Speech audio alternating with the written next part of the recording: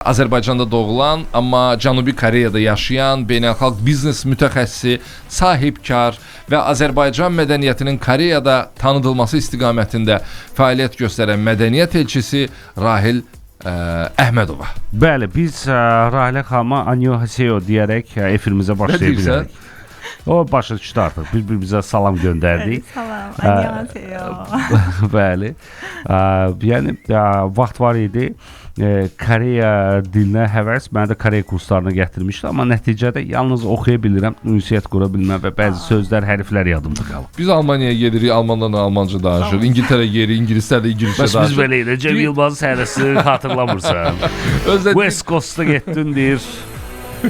Onların ləhcəsindən danışmaq lazım. East Coast-a getdin. Daha səmimi söhbət olur da. Mən belə düşünürəm. Yox. Əlbəttə. Əgər o dili bilirsinizsə çox daha səmimi. O insanlar başa düşür sonuç. Amma çətin dil deyə Koreya dili. Koreya dili ilk öyrənənlər üçün biraz çətin gəlir əslində. Ancaq çox da çətin deyil. Çünki alfabet çox, yəni rahatdır öyrənməyə. Bir gün içində öyrənə bilirsən əlifbasını. Onun üçün əslində çox çətin deyil. Bir də cümlə quruluşu Azərbaycan dilinə çox oxşuyur. Onun üçün tez öyrənmək olur. Neçə ildir artıq oradasınız? Bu gənclik dövrümdə olub. İndi hal-hazırda 2 yaşımı nəzərə alsaq, təxminən hesab edir 20 il bundan əvvəl. 20 il bundan. Bəli. Siz baxmayın biz gənc görsəniz Rəhmanla, amma oturmuşuq hələ bir kosmik fəzadayıq. Yəni hələmizi 80 işıq ili də hesablasaq 80 il yaşımız var bizim. Neçə ildir artıq oradasınız? Mən artıq 18 ildir Cənubi Koreyada yaşayıram. 18 ildir. Bəli, 19-a keçdi. Siz təhsil almağa getmişsiniz orada. Bəli, mən Koreya Dövlət Təqaüd proqramı ilə. Bu bakalavr təhsili idi üzrüstə. Bəli, əvvəlcə orada 5 illik proqram idi. 5 il ərzində ilk 1 ili Koreya dili öyrəndim. Ondan sonra 4 illik bakalavr təhsil almaq üçün getmişdim. Sahəmdə biznes idarəetməsi idi. Bitirəndən sonra isə magistraturanın təhsilimi də orada davam etdirməli oldum. Ümumilikdə 9 il Koreyada təhsil almışam. Sonra isə Koreyada qalıb işləməyə qərar verdim və beləcə 18 il, artıq 20 ilə yaxındır orada yaşayıram. İşləmək deyəndə ki, Koreya yerli şirkətlərdə çalışmağa başladınız. Bəli, Koreya yerli şirkətlərində və mən Azərbaycan səfirliyində də çalışmışam orada. Ondan sonra isə öz şirkətimi qurmaq qərarı aldım və hal-hazırda şirkətimi işlədirəm. Əla. Biz sizi təbrik edirik. Hansı profil üzrə nə işləyirsiniz daha çox? Hal-hazırda mən beynəlxalq biznes idarəetməsi üzrə işləyirəm. Bir çox ölkələrlə çalışırıq. Koreya və Avropa ölkələrlə çalışırıq. Türkiyəyə əsasən Estoniya, Baltik ölkələrlə daha çox çalışırıq və bəzi Afrika ölkələrlə çalışırıq. Bu məhsul satışı deyil. Siz konsultasiya edirsiniz onları yoxsa? Məhsul satışı da var bizdə. Kosmetik brendimiz də var. Eyni zamanda konsultasiya da edirik. Yəni ona görə biraz sahəmiz çox genişdir. Deyə bilərəm. Mən Azərbaycanlı olmaram ki, yəni bu sualı versəm. Hansı ölkələr daha dəqiqdir biznesdə? Baxın, müxtəlif ölkələrin qitələrdə olan ölkələrin adlarını çəkdiniz deyə. Hansı daha biznesə daha yaxşıdır və daha dəqiqdir ki, bu ölkə ilə əməkdaşlıq etmək olar? Mən Türkiyəyə işləməyi çox sevirəm. Bəli. Yəni əlbəttə işlədiyiniz sizin counterpartınız çox önəmlidir.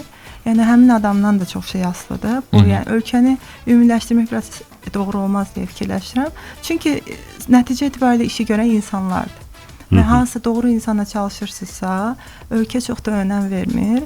Amma təbii ki, iqtisadi məsələlər, iqtisadi vəziyyət o ölkənin, yəni işinə də mütləq təsirini göstərir. Amma doğru insanlara çalışdığımız üçün çox şükür hələ ki elə bir, yəni problemimiz olmur. Belə bir mif var, üzr istəyirəm Rəhman, bu bağışlıq ilə.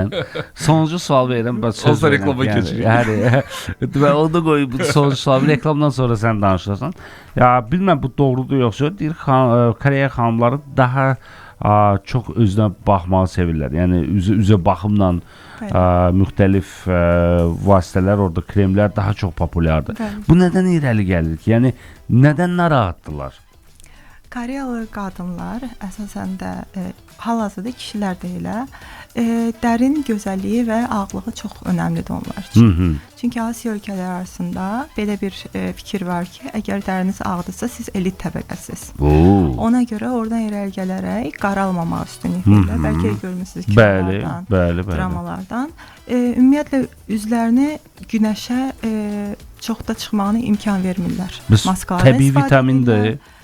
Biz yəni bizim ölkələrdə elə fikirləşirik. Gözəllik qurban Zaqar tələb olanda edir. yaxşı olur deyə. Aha. Amma Koreyalılar misal üçün siz çimərliyə heç bir Koreyalı bikinidə görmərsiniz. Nə Hamısı danışırsınız? Uzun qol, uzun ayaq, yəni müsəlman ölkəsi kimi görünür, amma əslində onun səbəbi Koreyada günəş şüaları çox güclü olduğu üçün dəri xərçəngi yarada bilər. Onun üçün onu qorunmağa çalışırlar. Eyni zamanda ağ görünmək də dediyim kimi zəngin təbəqənin bir Göstəricisidir. Maraqlı məsələdir. Demək, Koreyaya getsin, olsa biznes heyəsi və yaxud da ki, bankdan kredit götürmək istəsək, gərək zaqat eləməyib burada. Yəni, mən sənə deyim. Biz də elit təbəqə saysınlar da, nə olar ki. Heç olmasa hardasa ilk dəfədir ki, dərimə görə sevinə bilərəm də. Ki, mən də zadə gəldim. Belə dostlar, xatırladım ki, qonağımız və bu buraxılışı siz verişimiz sponsoru Vizanın dəstəyi ilə dinləyirsiniz. Planeti Viza ilə kəşf edək. Viza verişimizin sponsorudur və burada önəmli bir məsələ var Vizadan. Onu Rəhman sizə çatdıracaq. Deməli, Azərbaycanda supermarketlərdə Apple Pay, Google Pay və ya digər tokenləşdirilmiş ödəniş üsulları vasitəsilə istənilən Viza kartı ilə 250 manat və daha yüksək məbləğdə alış-veriş edəndə Visa Concierge botu üzərindən QR kod əldə edirsiniz. Bu QR kodla Sibriz ərazisinə girə bilirsiniz. Nə qədər ki yaydır, bu fürsəti dəyərləndirin. Təşəkkürlər Visa. Özdə mən sənin imki alış-verişi də doğru ünvanı Bravo'dur. Bunu da yaddan çıxarmayın. Bravo'da bu həftənin 5 ulduzlu məhsullara xüsusi endirimlər var. Dostlar, orada alış-veriş eləyib, hələ Sibrizə də pulsuz daxil ola bilərsiniz. Bir məsələ də var. Bu yay fürsətlərini elan eləyib Baku Electronics və bu yay siz nağd alışda böyük endirimlər, endirimli qiymətlər 24-də rahat bölmə imkanınız olacaq. Bunu da yaddan çıxartmayın. Dostlar, xatırladım ki, verişimin sponsoru Baku Electronics'də siz həm onlayn alışda, həm də Baku Electronics mağazalarında bu fürsətləri dəyərləndirə bilərsiniz. Bu arada yaxşı bir təklif var. Gündəlik avtomobil idarə etməsində maksimum rahatlıq və etibar axtaranlar üçün xüsusi bir təklifdən söhbət gedir. İllərin sınağından çıxmış dözümlü 2 litrlik MPI benzin mühərrikli yeni Tucson, yeni Hyundai Tucson'dan söhbət gedir. Daha doğrusu 100'ə 8,1 litr yanacaq sərfiyyatı var.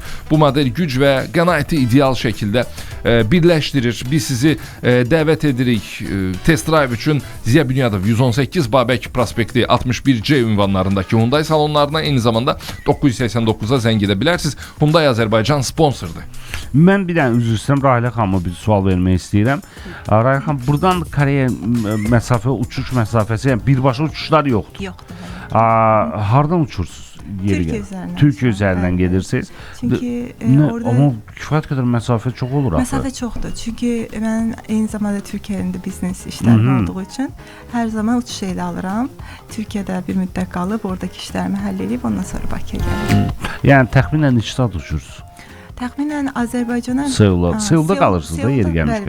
Bəli. Seuldan İstanbula 10 saat, 3 saat gözləyirik. Ondan sonra oradan bura 3 saat, hamısı birdən 16 saat qədər çəkir. İndi icazə verdiyiniz qədər təbii ki danışacağıq. Fərqli mədəniyyətlər, fərqli dinlər, fərqli nə bilim musiqi, düşüncə tərzi.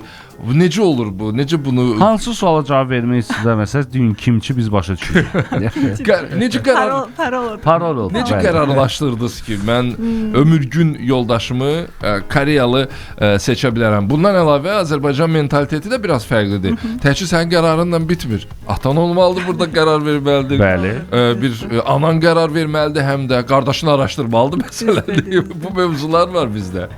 Düzdür. Asan olmadı əlbəttə ki. Yəni başdan bəri mən o gedib Koreyada nə vaxtsa Koreyalı ilə evlənəcəm kimi bir fikrim də yox idi. Çünki sadəcə təhsildən sonra mən Azərbaycan qayıtmaq istəyirdim. 5 illik təhsilə getmişdim, təhsil almağa getmişdim. Amma Koreyada yaşayanda mən orada öz indiki yoldaşımla tanış oldum. Çox gözəl insandır, çox səmimidir, qayğıkeşdir, hər şeydə kömək eləyir insana. Onun elə universitetdə tanış olduq onunla. Bir də mən Koreyada tələbə vaxtı çox ağır bir xəstəlik keçirmişdim. Həmin vaxtda həmişə yanımda oldu, kömək elədi. Ona görə onu sonra mən valideynlərimə danışanda anam çox yəni minnətdarlıq hissi keçirdi ona qarşı. Birinci anam elə qəbul elədi. Sonra isə atamı da o yəni başa saldı vəziyyəti.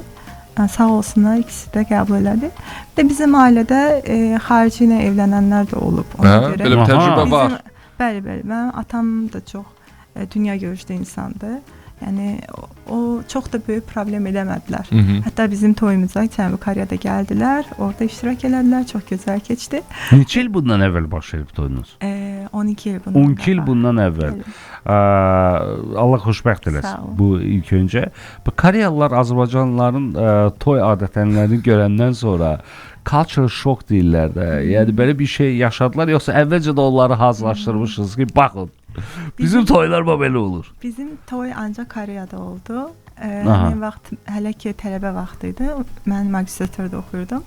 Azərbaycanda gəlib toy eləyə bilmədik. Ancaq Cənubi Koreyada keçdi bizim toyumuz. Onun üçün o toy mədəniyyətini görmürdük. Bizi görmədilər. Ay, təəssüflər olsun. Ancaq mənim anam, atam Koreya mədəniyyətini gördü. Necədir onlarda? Danışın bu arada. Maraqlıdır. Bizdən çox fərqlidir. Koreyada toylar 6 bazar olur. Saat 12-2 arası olur. Günorta. Sadəcə 2 saat çəkir. Maksimum 2 saat. Çox qısa. Çünki Koreyalıların belə bir mədəniyyəti var. Hər şey onlarda tez-tez olur. Bir şeyə çox vaxt ayırmırlar. Toylarda həmçinin. Bu ciyər axşamısınız. Bəs o bu rahatlıq yoxdur da, başa düşürsən bura. Rahat işi görsünlər. Yoxdur. Yəni mən bir şeyə təəssüflənirdim ki, Azərbaycanda olsam, dostlarım, tanışlarım gəlib toyumda rəqs eləyəcək deyə. Amma Koreyada olduğu üçün təəssüflənirdim ki, olmayacaq da, rəqs eləyən olmayacaq. Amma mənim dostlarım yığışıb gəlib mənə sürpriz eləmişdilər. Nə gözəl. Azərbaycanlılar, bir də Koreyalı dostlarımız gəlib orada bizim toyda mahnı qoyub rəqs eləmişlər.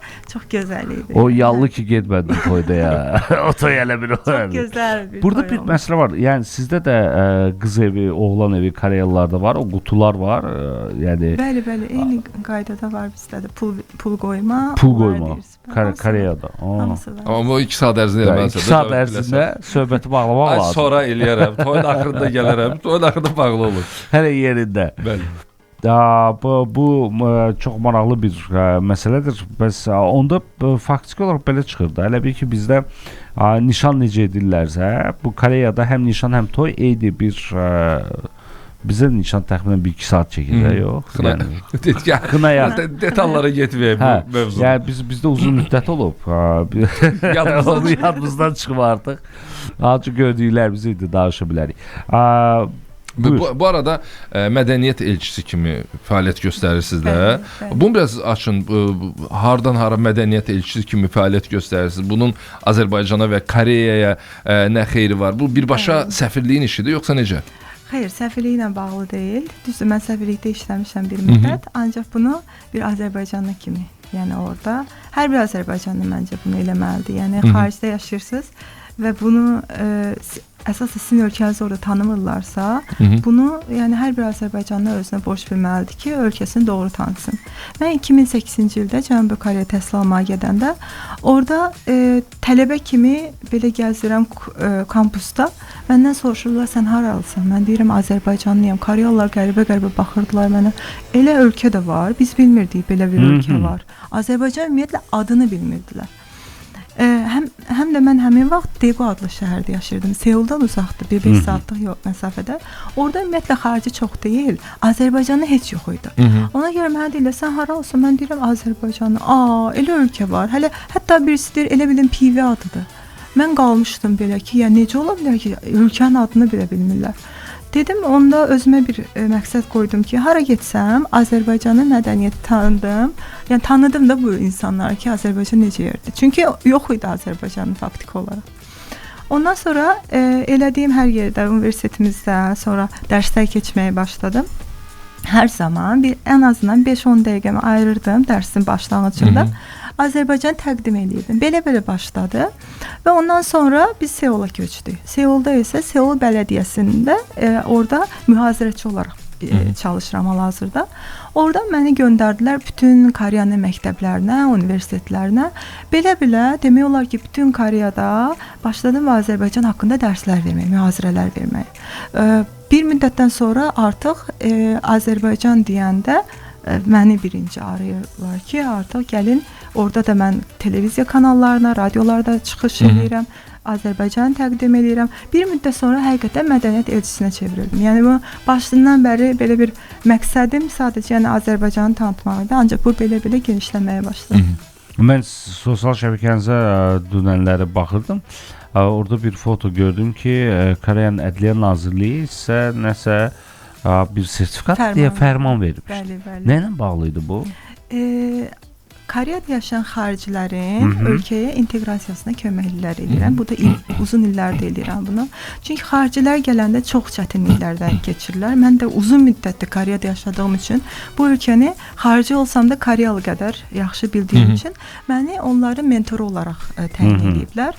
Yəni bir xarici gəlir, Ədliyyə Nazirliyində mən gedirəm, bir 80 nəfər toplaşır. Onlara Koreyada yaşamağın ipuçları deyək də elə mühazirələr verirəm, onlara konsultasiya verirəm. Bu şəkildə artıq illərdir elədiyim üçün bunu dövlət yüksək qiymətləndirdi və Seul şəhərinin həm fəxri vətəndaşı, nə gözəl. Bəli, 2023-cü ildə Seul şəhərinin ilk fəxri vətəndaşlığını alan Azərbaycanlı olaraq seçilmiş. Bunu ölkələrin bakanlar bizdə nazirlərə verilən bir tituldur. Eyni titulu mənə verdilər. Çox, yəni bu mənim üçün böyük qürur oldu. Sonra isə Ədliyyə Nazirliyindən də belə bir fərmanla verildi ki, yəni təşəkkürnamə kimi deyək.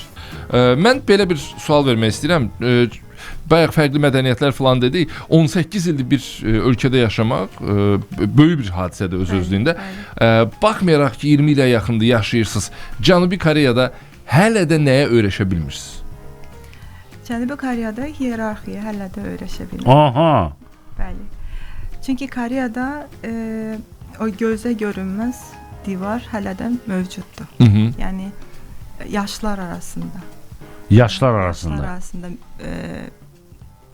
20 yaşlı bir adamla 60 yaşlara mən hər ölkədə mütləq vardır o təbəqə fərqi. Ancaq Koreyada bu biraz daha özünü göstərir. Misal üçün onların yəni salamlaşmağından belə başlayır o. Uşağa verdiyi salamla böyüyə verdiyi salam çox fərqlidir.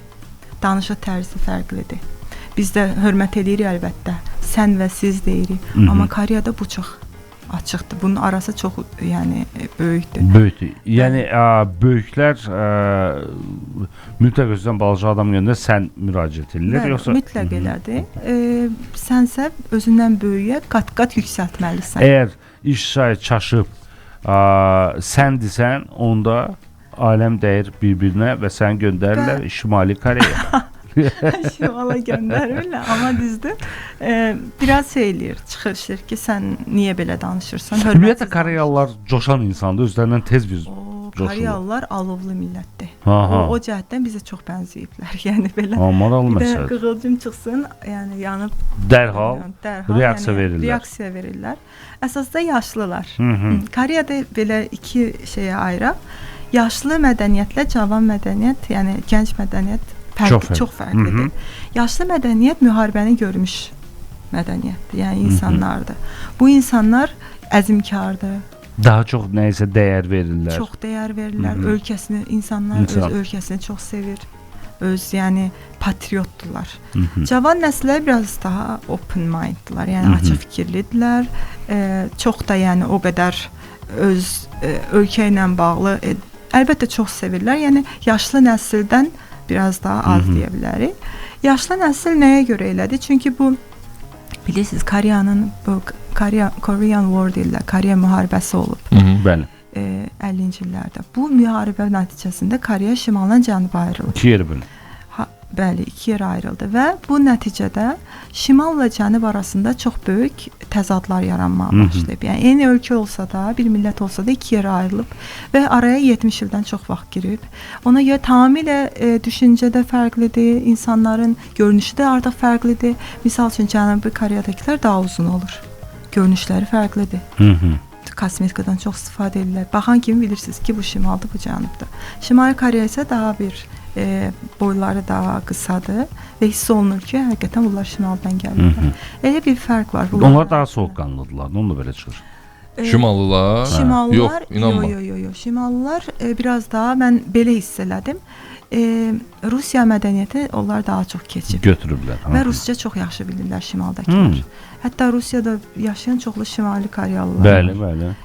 Çinə onlar çox gedirlər. Daha çox Rusiya və Çinin təsirindədirlər. Cənubi Koreya isə biraz daha Amerikanın təsiri altındadır. Yəni bilirsiniz tarixdən də. Bəli. Ona görə Cənubi Koreyada ingiliscə çox yaxşı bilirlər, Şimalda rusca çox yaxşı bilirlər.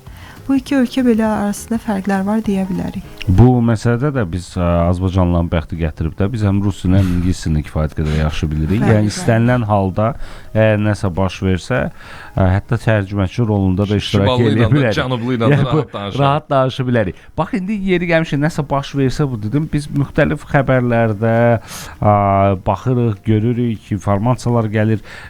Sözün açıq indiyə kimi Cənubi Koreya da yaşamaq mənə desəydilər bir balaca tərəddüd eləyərdim. Çünki onlarda hələm həll olmamış bir münaqişə var. Bu bir az əvvəl siz də söylədiniz. Şimali və Cənubi Koreya arasında olan məsələlərdir.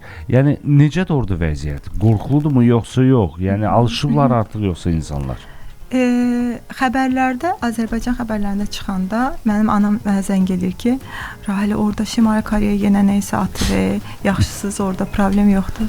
Yəni xaricdən görülən xəbərlərdə o biraz insanı qorxuda bilər. Ancaq içərisində yaşayan Koreyalılar bunu yəni gündəlik eyni şeylər olduğu üçün çox da umursamırlar. Bəli. Yəni onlar üçün adi haldır və çox da riskli hiss eləmirlər bunu. Çünki bu uzun illərdə davam edən bir şeydir. Artıq insanlar bu vəziyyətə alışıblar. Maraqlı bir məsələdir. Deməli bu müharibənin fəsadlarına bağlı Türkiyənin məşhur bir filmi var. Bu Koreyalı uşaqla bağlıdır. Hansı ki sonradan o Ayla filmi gelir. Çox təsir edici bir filmdir. Yəni insan həyatı haqqında olan bir filmdir. Onlar sonra Türkiyədə, daha doğrusu Cənubi Koreyada görüşürlər. Bu məsələ olur. Düzdür olsa hər ikisi həyatı itirir. Həyatı itirib çünki yaşlılıqla bağlı olan bir məsələdir. Müharibələ əlaqəli deyil. Yəni oradan bir təsir etmişdir bizə. Bir növ həm də o filmə baxandan sonra Cənubi Koreya uşaqlarını daha çox belə bir şirin uşaqlar kimi, yəni belə adam istəyir elə oynasın onlardan. Valideynlər imkan verirlərmi? Misal üçün xarici turist falan öz övladı. Çünki müxtəlif ölkələrdə müxtəlif cürdür də. Misal üçün sən birinci soruşmalısan ki, olar mən sən bir necə deyirlər, uşağın yanağını bir dartım, çımcıqlayım deyirlər, nə deyirsə ondan. Rəhman daha çox bu sözləri istifadə edir. Çımcıqlayım, mənim ona görə orada ümumiyyətlə uşaqlara Koreyalan baxmaq necədir? Yəni sizin də övladınız böyüyür. Kimə daha çox bənzəyir? Sizə yoxsa atasına? Mənə daha çox bənzəyir. Oğlan uşaqdır. Qızdır. Pardon üzr. İki dənə indi məqama dəydiniz. Mən ikisi də çox maraqlıdır. İstəyirəm biraz deyim. Koreya ilə türklərin bu münasibəti. Bilirsiniz o Ayla filmi də türklərlə bağlıdır. Türk bir əskər gedir Koreyaya. Orada yəni başına hadisələr gəlir və həmin vaxt yetim bir uşağı götürür, böyüdür, düzdür. Türklər bilirsiniz Koreyaya çox əskər göndəriblər. 22 min əskər göndərirlər Koreya müharibəsi vaxtı. Və türklərin Koreya ilə ondan sonra əlaqələri çox yaxşılaşıb. Halbuki biz Azərbaycan həmin vaxt Sovetin tərkibində olduğu üçün təəssüf ki bizim o qədər də əlaqəmiz yoxdur. Ona görə türklərlə Koreyalıların bu əlaqələri bizdən daha genişdir. O da filmdə özünü əks etdirib. Uşaqlara gəldikdə isə uşaqlar mən misal üçün qızımla bir yerdə gedirik, metroya minmişdik. Birdən keçdik, bir dəfə bir xala, bir dəfə bir dayı uşağın üzündən belə çimciklayıb keçdi. Burada. Halbuki bu Koreyada ola bilməyən bir şeydir. Soruşmadan uşaq gəldi, mama mənim üzümə əl vurdular deyir. Deyir, mən görmürəm çünki uşağın boyu balacadır. Kimsə keçir, ay nə şirin deyib belə eləyib keçir. Uşaq deyir, ana mənim üzümə dəydilər. Uşaq da alışmayıb. Ona çox qəribə gəlir. Mənə də biraz qəribə gəldi çünki mən də alışmamışam. Sizi unutmuşlar. İlk dəfədir belə bir şey. Başa düşürəm bizim mentalitetdə var, yəni onu pis qarşılamıram. Amma uşağa o biraz şey elədi. Qəribə Ana gəldi. mənə tez-tez üzümə əl vururlar ya. O da dəydi mənə, bu da dəydi mənə. Koreyada olmaz. Koreyada əgər əvvəllər bizim kimi idi orada da mədəniyyət, yəni belə eləmək var, başını sağalırsan, amma indi biraz daha fərdi olaraq dəyişib Koreya cəmiyyəti. Onun üçün biraz onlarda artıq bunu eləməzdən və gərək soruşasan ki, nə qəşəngdir, başını sığallamaq üçün gərək soruşasan valideynindən. Təhsil məsələsinə qayıtmaq istəyirəm, çünki siz özünüz də orada təhsil almısınız. Bax indi uşağınız da yeri gəlmişkən neçə yaşı var? 5 yaşı. Allah saxlasın. Yəni ki, bağçaya falan gedir orada. Bağçaya gedir. Bax, siz də burada oxumusunuz, məktəbdə, bağçada. İndi faktiki olaraq da həyat yoldaşınızın, ümid edirəm ki, qohum əqrabasının uşaqları var ki, onlar məktəbdə oxuyurlar. Bizim təhsilin oranın təhsilin fərqi və nə yaxşı məsələlər var ki, istəyərdik ki, bax bizdə də bu olsun. Bax, bunu bildirsəz çox əla bir məsələ olardı. Azərbaycanın təhsili ilə Koreya təhsili arasında çox böyük fərqlər var. Koreyada uşaqları 3 yaşında ingilis dili kursuna qoyurlar. Fərqi yoxdur. Yəni uşaq hansı ailədə böyüyür və s. hamı ingilis dilini bilməlidir. Belə bir tələbi var. Təbii ki, durumundan asılıdır ailənin. Amma ancaq demək olar ki, bəli, bu bir norma halına gəlib. Yəni bağçaya uşaqlar gedirsə, onu ingilis dili kursuna, Koreya əlifbası öyrədirlər. Yəni Koreyada təhsilə çox önəm verirlər və bu çox kiçik yaşlardan başlayır.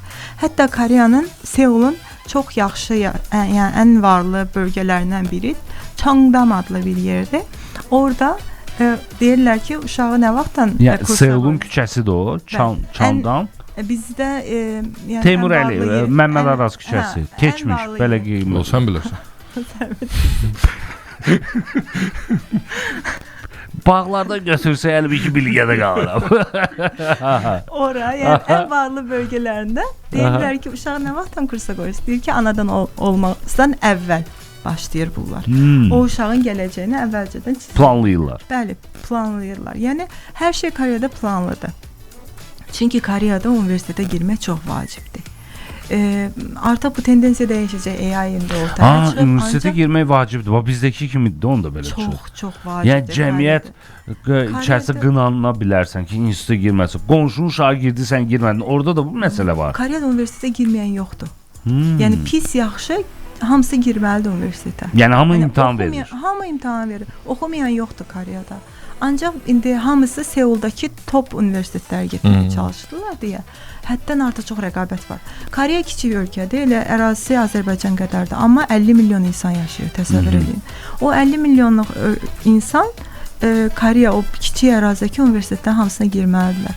İndi təsəvvür edin nə qədər orada rəqabət var. Həddən artıq çox.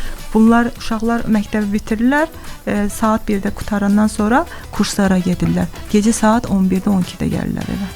Nəyə görə? Hamısı universitetə. Bu da uşaqların həm də yüklənməsi mənasına gəlir. Həddən artıq çox yüklənir. Koreyalı uşaqlara mənim də yazım gəlir. Çünki biz uşaq vaxtı düzdür, 70 hazırlığa 70 eləmişik, amma o qədər də yox da. Biz yəni son 3 ilimizi keçirmişik. Amma onlar ibtidai sinifdən başlayırlar bunu. Yəni Koreyada bütün uşaqlar pianino öyrənməlidirlər, yoga, balet, tekvando, yəni hər şey var bunlar. K-pop. K-pop da var. Yeri gəlmişkən K-pop kifayət qədər son populyar olan və dünyaya yayılan bir musiqi janrıdır. Bəli. Və Koreya filmləri son zamanlar Netflixdə həddindən artıq görürəm ki, gedir və sonuncu bir film var idi ki, dünyanın, Koreyanın su basır, su basma ilə bilməm, izlədiniz o filmi yoxsa yox. Mən də bir xeyli izlədim, o da bir fantastik bir filmdir. Yarısına qədər vaxtım oldu, sözlər çıxıb. Doğrudan. Baxa bilmirəm, orada da ürəyim sıxıldı. Ürəyin sıxıldı. Sən o gərək Koreyada baxasan. Squid Games-ə baxmaq. Squid Games ən məşhur filmləri, bəli, bu da var. Yəni Koreya su bastı. Yox, mən sonuncu filmi deyirəm. O da maraqlı bir çəkilib. O da bir fantastik bir janr dadır. Çünki süni intellekt əsasında çalışan bir xanım var, şirkət o istəyir öz övladını qaytarsın geriyə. Belə bir məsələlərdir və sujet xəttə maraqlıdır. Rejissor orada yaxşı işləyib. Bu deməli bu film musiqi təsir edir dünyaya. Bəs elmi texnoloji son nəyi veriblər dünyaya? Bax siz bilərsiniz bunu. Nə məsələlərə toxunmadıq? Çünki çox əfsuslar olsun ki, vaxtımız azdır. Düzdür. Mən istəyərdim ki, biz susaq, siz danışın. Heç olmasa Tamam. bir 2-3 dəqiqə vaxtınız. Yaxşı. Koreyada inkişafı ilə bağlı bayaq soruşdunuz. Nə buna təsir eləyir? Bilirsiniz, K-pop, K-drama bunlar çox məşhurdur hal-hazırda. Eyni zamanda mən bu yaxınlarda Türkiyədə, İstanbulda bir K-pop konserti də verdim. Koreyalı məşhur bir qrupu aparıb İstanbulda biz konsert də verdik. Bunu eyni zamanda yaxın zamanda Azərbaycanda planlayırıq. Xeyirli olsun. Belə işlər də görürük. Aparıcı özüməm nəzərə alım. Aparıcı qoyarıq sizə.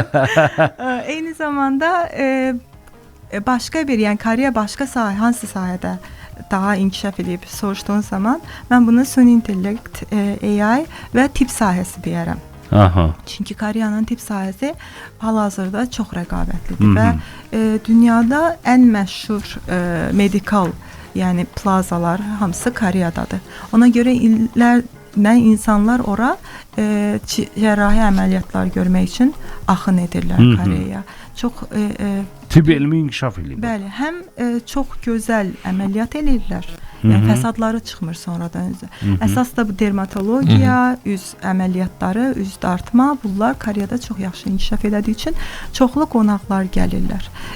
Bizim eyni zamanda medikal turizm sahəsində də biz işləyirik. Bizim də qonaqlarımız gəlir, Türkiyədən gəlirlər. Belə bir sahədə də Koreya hal-hazırda çox inkişaf edib deyə bilərik və dediyim kimi süni intellekt, AI çox inkişaf edib. Hal-hazırda Koreyanın ilk AI startup məktəbi var. Mən orada eyni zamanda danışman olaraq da fəaliyyət edirəm. Nə gözəl. Bəli, orada tələbələr məktəbi bitirdikdə artıq özlərinin AI startupları olur və hər biri AI startupun rəhbəri olaraq bitirir. Belə bir inisiativ də var. Yəni bu da çox maraqlı ola bilər deyə demək. Koreyada bütün sosial şəbəkələr işləyir, WhatsApp üzərində və s. Yəni Çin kimi deyil də, yəni özünün hamısı işləyir. Çünki Amerikanın daha çox təsiri olduğu üçün bəli, hamısı var orada.